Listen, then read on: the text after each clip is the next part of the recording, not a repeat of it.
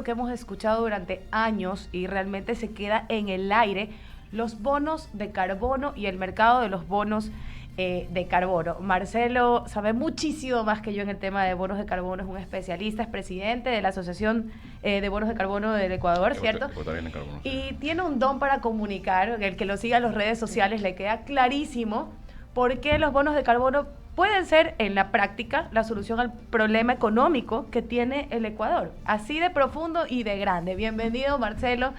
Esta es tu casa, encantado de tenerte. Muchas gracias, Andrea. Muchas gracias, Eduardo. Querido Marcelo. Los bonos de carbono son, antes que nada, una herramienta que se creó hace aproximadamente 16 años para mitigar el acelerado cambio que se está dando en el medio ambiente producto del calentamiento global. Entonces, tenemos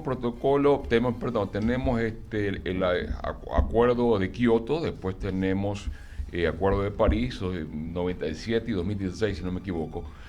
Justamente el mundo está yendo hacia una vorágine bastante complicada. Voy a explicar primero cuál es el problema. El problema es que la temperatura está subiendo de una manera inusitada. 2023, creo que ya todos somos testigos de esos efectos, ¿no? Así es. Al incrédulo que seguía diciendo que el cambio climático es en la cabeza de los ambientalistas, creo que nos hemos dado cuenta de cuánto nuestro sistema económico y social depende de un clima estable. Sí, y desgraciadamente 2023 fue el año más caliente registrado en la historia. Así es. Y se dice que 2024 va a ser más caliente todavía. Y realmente y me refiero al calentamiento del mundo, ¿no? Por producto de los gases de efecto invernadero, ¿no? Especialmente aquí los culpables más grandes. Es más, donde estamos nosotros, más que el CO2 es el metano, ¿no? Porque el metano calienta 28 veces más que lo que calienta el CO2. Entonces hemos escuchado mucho que el carbono es el gran responsable del cambio climático, pero en realidad el metano, como tú dices, tiene un poder mucho más grande de calentarse. De calentamiento. Así es. Entonces el problema, bueno, entonces, ¿qué se creó? Se creó esta herramienta justamente que tenía que ser económica para que sea sostenible un comportamiento decarbonizante. Entonces, los bonos de carbono fueron creados justamente para darle precio a la mitigación, ¿no? En el Ecuador no ha sido posible por cuestiones políticas y cuestiones de intereses particulares, lo cual ha llevado que todos los países de la región y ahora todos los países casi del mundo estén dentro del mercado, excepto nosotros. En la Constitución de Montecristi te impide a ti usufructuar de los servicios ambientales. Para ponerlo en cristiano, nos impide cobrar por el carbono que absorben nuestros árboles. ¿Es esto cierto? ¿Tiene que ser a través de una consulta popular? No tanto es así. Nunca, el tema nunca está prohibido. Existe en la Constitución un artículo que es el artículo 74. El artículo 74 dice que los bienes ecosistémicos no son sujetos de apropiación, es decir, que nadie se los puede coger. Eso quiere decir, no puedo cogerme árboles, no puedo cogerme iguanas, no puedo robarme nada. Pero aquí no estamos, cuando se mitiga, no se roba. No, cuando se mitiga, se está aprovechando, porque sí existe en la Constitución otro inciso que dice que los ecuatorianos pueden beneficiarse de los bienes ecosistémicos y su cuidado. Es decir, lo que estamos haciendo es justamente siendo premiados por mitigar, premiados por cuidar. Eso básicamente es el motivo de ser de esto. Ahora, en lo que respecta a los bonos tienen un altísimo valor. El Ecuador está asentado en un promedio de 1.6 a 3 gigatoneladas de carbono. Es decir, una gigatonelada es 1.000 millones de toneladas. O sea que tenemos abajo de nuestros pies y en nuestros ecosistemas guardados esa cantidad de carbono. No tienes idea cuánto dinero tenemos nosotros bajo tierra. Wow. Sin la necesidad de ir a excavar o sin la necesidad de ir a dañar, sino solamente preservar. Así es, porque en el mercado internacional los bonos de carbono cada vez tienen un mayor valor. Y el tema de ser un país biodiverso, ¿aumenta el precio de esos bonos de carbono? Brutalmente. O sea, es lo mismo comprar un bono de carbono en Yasuní que comprar un bono de carbono, no sé, en algún lugar que no tenga ningún tipo de conservación. No es lo mismo, no todo carbono nace igual. Okay. Antes que nada, acotando lo que tú dijiste, definitivamente, lo que Andrea acaba de decir, el Ecuador es uno de los países más aptos para entrar en este mercado. Porque el bono tiene mucho que ver con lo que se protege.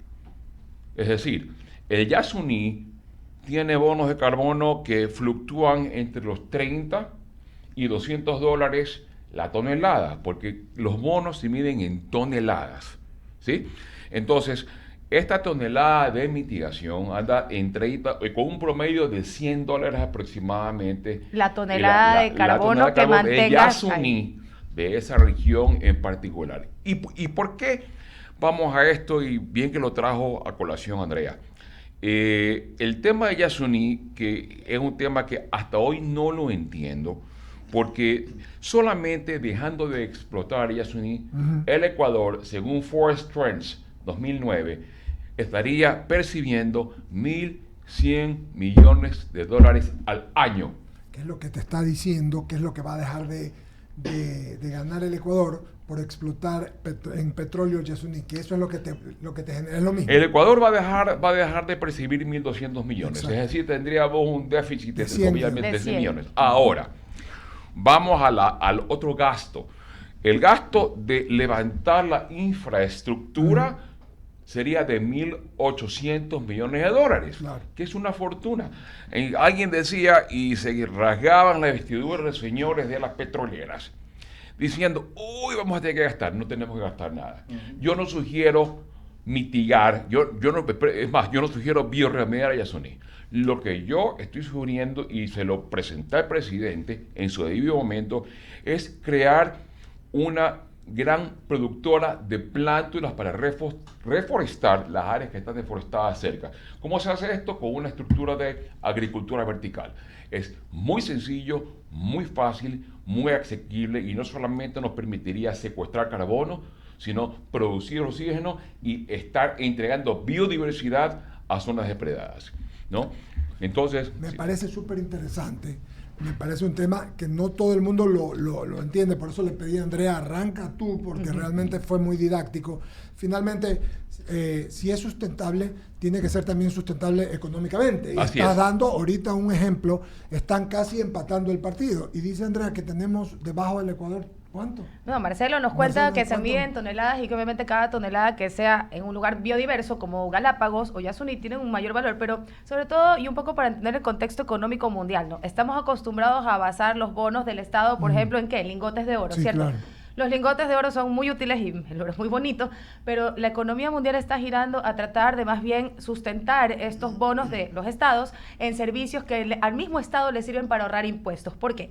Porque en el momento que yo como estado te tengo que lo que pasa con los mecheros en la Amazonía. El Estado ahora es el responsable de hacer que tengan agua potable todas estas comunidades cuyas aguas están contaminadas. Es un gasto en el que incurres como Estado de manera inminente. Entonces, están tratando de cambiar este sistema en el cual nos basamos netamente en los recursos no renovables, en recursos que efectivamente le ahorran en tiempo real al Estado por el tema de salud y todo. El mercado de bonos de carbono a nivel mundial se mueve ya desde hace años. Y Ecuador, por el tema legal, no ha podido ser parte de este mercado internacional. ¿Y qué necesitamos para que sea? ¿Saben ustedes ese es un mercado, según cifras no mías, sino del Banco Mundial? El año pasado se movieron en bonos de carbono en el mundo $84.000 millones. En el 2022 estuvo un poquito superior, ¿no? Estuvo cerca de los 1.000 millones, pero la tendencia va para arriba. ¿Y por qué la tendencia va para arriba? Porque contrario a otros mercados, mientras más calentamiento global existe, más sube el bono. Claro. Claro. Entonces, el Ecuador definitivamente es uno de los países con los bonos más caros.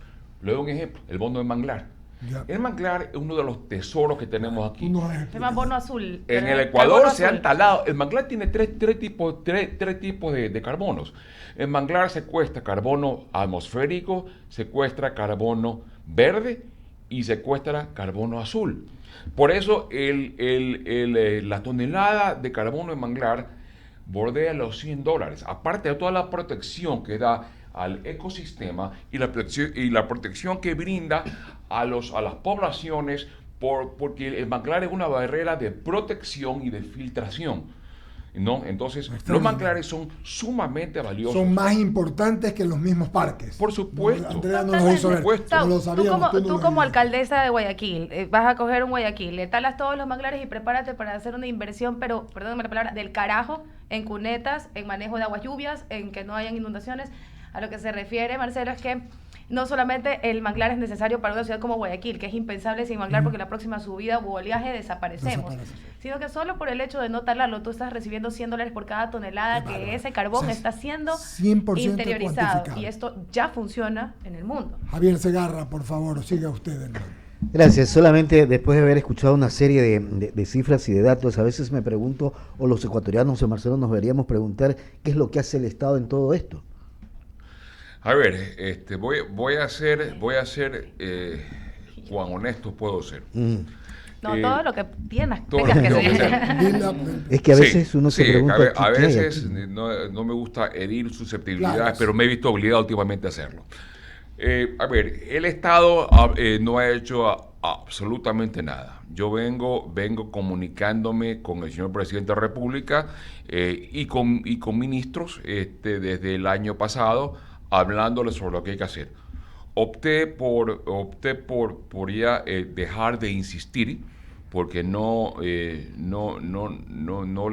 prestaban la atención que esto ameritaba y justamente comenzamos a hacer presión y a comparecer. Me ha tocado comparecer en la Asamblea Nacional, en la Comisión de Biodiversidad y Recursos Naturales, para justamente hacer que la comisión se alinee con un tema que ya es imposible ocultar. No se puede tapar eso con un dedo. No puede ser que el mundo entero esté en este mercado excepto nosotros. Entonces, pero ojalá el Estado, porque realmente al Estado le conviene. Hay dos tipos, y le digo porque hay dos tipos de mercados. Existe el mercado voluntario de carbono, que es un mercado entre privados, y existe el mercado regulado de carbono, el cual el Estado sí se ha involucrado de tal manera, pero ese es un mercado, el mercado regulado realmente, en mi opinión, no lo hace tan sostenible porque solamente interviene el Estado. El Estado tuvo un plan que se llama el Plan Sociobosque, no sé si lo habrán escuchado. Sí. Sociobosque fue un plan creado para proteger a los bosques naturales, pero Sociobosque, al ser un plan fondeado del 71%, 72% por el Estado ecuatoriano, el Estado se quedó sin plata y no pudo fondear el plan. ¿Y por qué? Porque se quedó sin plata. ¿Pero por qué? No lo sé. Dicen además, aparte, el plan Sociobosque pagaba un promedio de $30 la hectárea de mitigación de bosque. $30. El mercado voluntario paga $2.400, es decir, 80 veces más. Estamos hablando de día y noche. Entonces, yo creo que el tema está avanzando en la Asamblea bastante bien. Ojalá no haya ningún tipo de inconveniente y si lo hay nos tocará resolverlo. Cuando usted dice que ha hablado con el Estado ecuatoriano, me refiero a este último gobierno o también dialogó en los gobiernos anteriores sobre El gobierno anterior, desgraciadamente, fue quien estaba poniendo el tapón para que esto no se dé. Estoy hablando del Ministerio de Ambiente del anterior gobierno. Ellos fueron, porque siempre se pudo, pero cada vez que alguien quería involucrarse decían, no se puede. ¿Y por qué? No se puede.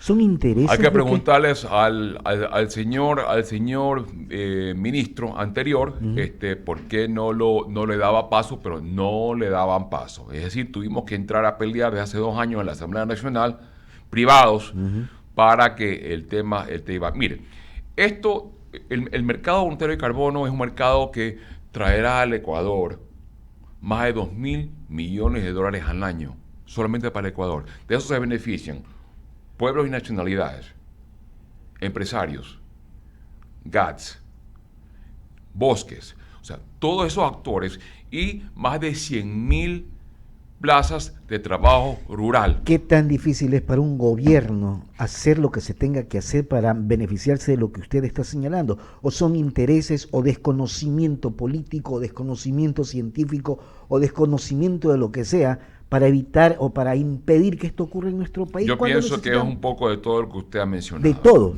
Entonces de todo. este país Primero, no avanza. ha habido un desconocimiento científico profundo que no ha existido y el gobierno no se ha dejado ayudar. Yo le escribí al señor presidente y le dije, por favor, permita que la sociedad civil, científica y económica se involucre y ayude. Todos queremos hacer Estado, todos queremos hacer país, ¿no? Entonces, ese por ese lado. Por otro lado, yo no creo que el gobierno actual tenga intereses económicos privados, no creo que los tiene.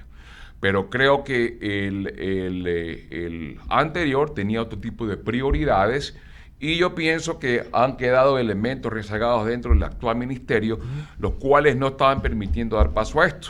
Hemos tenido que, durante comparecencias de diferentes actores, tanto científicos como pueblos, nacionalidades, como económicos, hacer que el gobierno comience a escuchar, y me refiero a la Asamblea Nacional, que la Asamblea sorpresivamente ha tenido un buen rol ahora y ha entendido muy bien, ha habido gran apertura, pero no así el gobierno, no así el Ejecutivo. El Ejecutivo hasta ahora tengo una respuesta, la única respuesta fue de la canciller Sommerfeld, que me escribió, te han respondido la carta todavía, pero no he tenido respuesta de ninguno de los ministros, lo cual les escribí una carta, y aquí tengo la carta en el bolsillo para dársela ahora, la carta escrita al señor presidente, ¿no? Yo solamente quiero comentar, Marcelo, que es un tema muy interesante. A veces cuando estás en funciones públicas, tienes tanto que hacer, es tanto lo que te pone el día a día, que a veces, más que solamente pensar, existes, ¿me entiendes? O sea, y por eso es importante, y por eso te invitamos, te he visto en algunos medios y he visto tus publicaciones, porque es una forma, lo que quiero explicarle a los ecuatorianos, que esta es una manera de poder ganar dinero para el Ecuador. Tenemos déficit. Hoy mismo hablábamos con la ministra del Interior para comprar las vituallas, todo lo que necesita la policía, los militares. Bueno, aquí hay formas, y además haciendo el mundo mejor, porque lo que tú dices nos ayuda a evitar el calentamiento global, efecto invernadero, todo lo demás. Entonces hay que escuchar. Y yo creo que lo estás visibilizando, Marcelo. Enhorabuena que así sea. Gracias. Más que nada, no le cuesta al Ecuador un centavo. No le cuesta nada. No le cuesta nada. O sea, ni siquiera es gestión aquí todo va a ganar. Simplemente los estudios y arrancamos y en 6 meses estamos dentro del mercado. Porque hay que pasar por verificación y certificación, ¿no? Entonces, esto igual. El gobierno, yo le doy al gobierno el beneficio de la duda. Yo no creo que ha tenido ningún tipo de mala intención en lo más mínimo. Simplemente yo creo que no han estado bien informados. Pero es importante que ya el gobierno, ahora que la Asamblea ha avanzado muy bien, que el gobierno se involucre, y estamos felices de ayudarlos y felices de arrimar el hombro para que esto se dé, porque estamos hablando de $2.000 millones, es mucho dinero para las arcas del gobierno. Es mucha plata. Al año, ¿no? Es mucha plata. O sea, son 2.000 millones al año. Al año. Quiere decir que es la mitad lo del Fondo Monetario Internacional. Correcto. Sin intereses. Y están ahí, solamente por tomarse. Están ahí. Qué bestia. Gracias, Marcelo Salame. Muchas gracias por tu amabilidad y gentileza de estar con nosotros. Bolito, Jaime, vamos a terminar, Javier, el programa del día de hoy. Ha sido lo más fructífero. Sí. Y pues, con el favor de Dios, sigan en nuestra programación. Vamos a seguir con ella. Un abrazo. Viene Juan Carlos Toledo con su programa. Señor.